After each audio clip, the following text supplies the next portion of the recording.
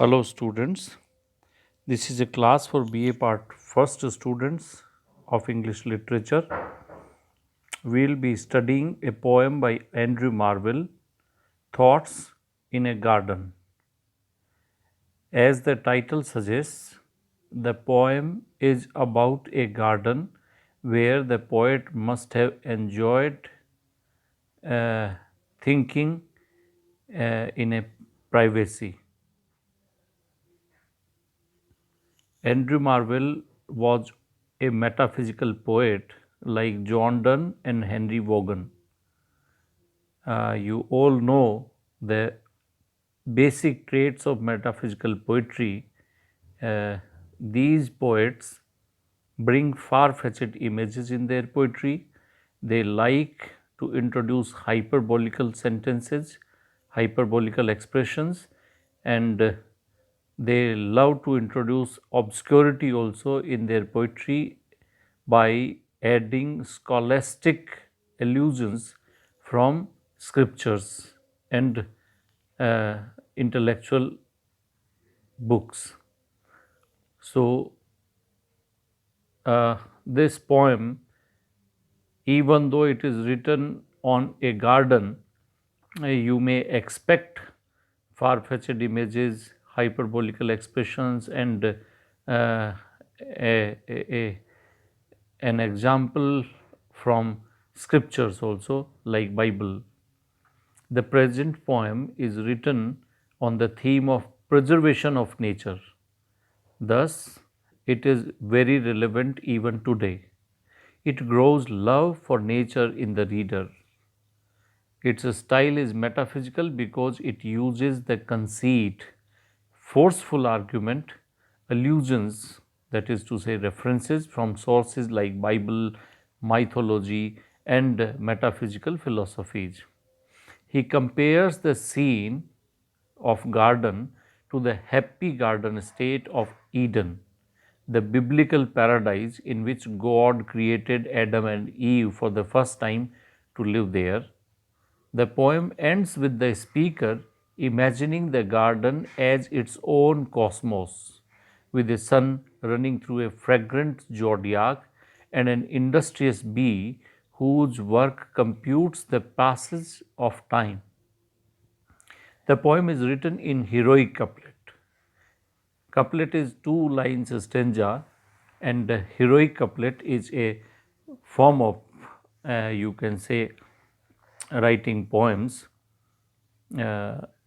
We will talk about heroic couplet in an additional lecture. Now we begin the poem, The Garden by Andrew Marvell. How vainly means uselessly, how uselessly men amaze themselves, startle themselves, or involve or indulge themselves to win the palm, the oak, or beech. These are 3 different varieties of uh, nature, biological beings. Palm is a tree, oak is a tree, and beech झाड़ियाँ जो होती हैं उस तरह की. तो palm, oak, and beech here are symbolically represented because in ancient times, when they were Olympic Games, the winners were presented with the prizes which were made of the crowns were made of palm tree, oak tree, or beech, and they represented different fields or different arenas for which they had the competitions. So, how vainly, how uselessly men amaze themselves, means they indulge themselves, they startle themselves, they involve themselves a lot just to win the palm, oak, or beech, the symbolic victories, and their incessant labors. Incessant means continuous, endless. Continuously they work hard. Their incessant labor, their continuous hard work, see crowned from some single herb or tree. The poet wonders कि they work for a lifetime And ultimately, when their labors are to be crowned, when they are to be recognized and they are rewarded with a single herb or a single tree, only you can say representation, only a symbolic presentation made in the form of crown, whose short and narrow was shade, the herb or tree जिसकी बात कर रहे हैं, whose narrow shade, whose short and narrow versed shade, पत्तियां narrow versed होती है, verge कहते हैं किनारे को, पतले किनारे वाली छोटी छोटी पत्तियों से, does prudently means wisely, definitely whoever, the poet believes that whoever devised this way of crowning people for their labors must have been prudent. Prudent means wise. It is very wise to crown or to facilitate or to felicitate or uh, reward with with the replica of trees or the crowns made of herbs. So it is quite prudent. Nature से किसी को reward करना, it is wise in the eyes of the poet. For the toils upbraid, upbraid is actually the garland. The garland, with the garland, when you reward someone's toils, hard work, while all flowers and all trees do close, to weave the garlands of repose. Garlands of repose. Repose is actually rest. The garlands of rest means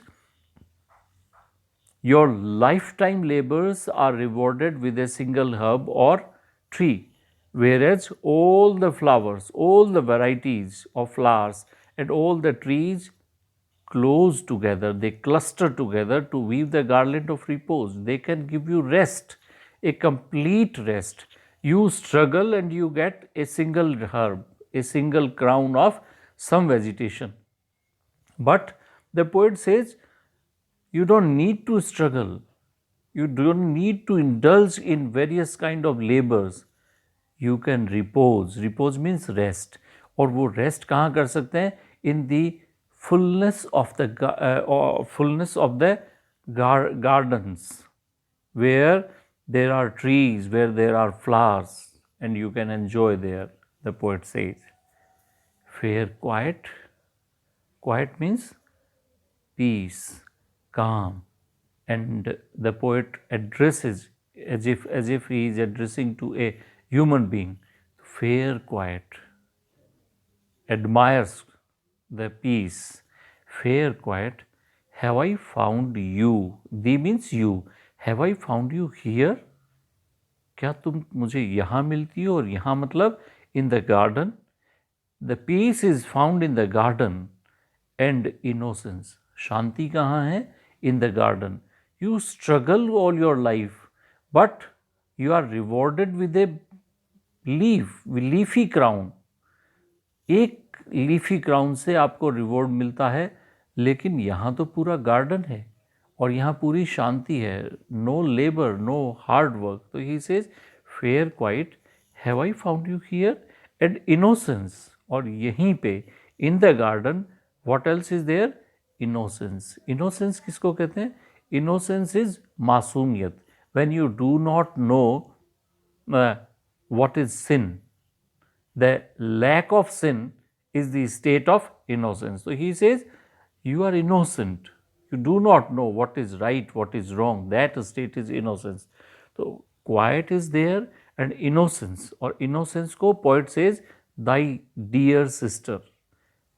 piece अगर आ सकती है तो piece के साथ अगर उसकी sister की इमेजिन करेंगे कि शांति की बहन क्या हो सकती है, तो it is definitely, if you imagine of peace, you will imagine of innocence as its dear sister. वहाँ मासूमियत होगी ही होगी. Mistaken long. The poet says, I was mistaken for a long period. I sought you then. When I was mistaken, then मतलब तब मतलब when I was mistaken for a long time, then तब I sought you in busy companies of men. Sought means searched. I searched you in the busy companies of men. Your sacred plants. If here below only among the plants will grow, लेकिन your sacred plants, your किसके लिए है? Fair quite के लिए, शांति के लिए. तुम्हारे sacred means पवित्र, pious, pure plants, if here below in the garden only among the plants will grow, so why did I search you in the company of men? Society is all rude. Now the poet reaches to a conclusion. He says, society is all but rude. Rude means, rude वैसे तो कहते हैं rough को, लेकिन rough कौन है? जो polished नहीं है. और यहाँ पे रफ एक्चुअली कोई सतह के बारे में बात नहीं है. He is not talking about a surface, he is talking about human beings behaviour. So society is all rude. Rude means rough. Rough means unsophisticated. One who has not learnt. So society is all but rude to this delicious solitude. If you compare to this solitude, this peace. Solitude means peace, shanti, ekakipan, akelapan, loneliness. If you compare this delicious means which is very tasty, which is very tasteful. So this tasteful loneliness is better than all the society, all the company of men, the poet says. No white, no red was ever seen so amorous as this lovely green. Generally, when we talk about love, we talk about the white faces or the red lips. So he says, no white, no red was ever seen so amorous. Amorous means of love. Amorous means something which is related to love. So no white, no red was ever seen so amorous, as lovely as this lovely green. According to the poet, green is a better color than the white or red color. Fond lovers, and then he addresses to lovers. Fond means foolish. Fond here refers to foolish lovers. Foolish lovers, cruel as their flame. Flame is actually passion. जो strong desires होती है lovers में, that is flame. Flame वैसे आग की लपट को कहते हैं. तो cruel as their flame, their passion is very, you can say, cruel. So cruel as their flame, cut in these trees their mistress' name. Why they are foolish? Why they are cruel? Because they cut in the trees the names of their mistresses. We often see पेड़ के ऊपर कटा हुआ किसी का नाम लिखा रहता है. The poet calls them foolish lovers who cut, cruel lovers who cut their mistress' name on the trees. Little, alas, they know or heed. Heed means pay attention to. ध्यान देना. They do not pay attention to. Little means almost nothing. Alas, alas is an expression of regret. अफसोस को दिखाता है, ऐसा word है alas. Alas, the poet regrets कि little they know means they generally do not know, or heed, they even do not pay heed. किस बात के लिए? How far these beauties exceed hers. कि these beauties, that is to say the beauties of the flowers and trees, they exceed. Exceed मतलब to be more, ज़्यादा होना. तो the beauties of the flowers and trees, that is to say the garden, exceed the beauty of the beloved, the poet believes. Fair trees. Now he addresses to the trees. Fair trees, wheresoever. This is wheresoever. Your barks I wound. Barks तने को कहते हैं, पेड़ के तने को. तो wheresoever your barks I wound. Wound means cut. जहाँ कहीं मैं काटूंगा तुम्हारे तनों को means to write a name. no name shall but your own be found. I will put down your own name. I'll not write any other person's name on a tree. If ever I cut the tree, the bark, तने को अगर मैं काटता हूँ तो your own name will be written by me. I'll write only your name, the poet says. When we have run our passion's heat, the poet talks about the natural instincts of a man. He says, when we have run our passion's heat, passion is actually, you can say, human desires.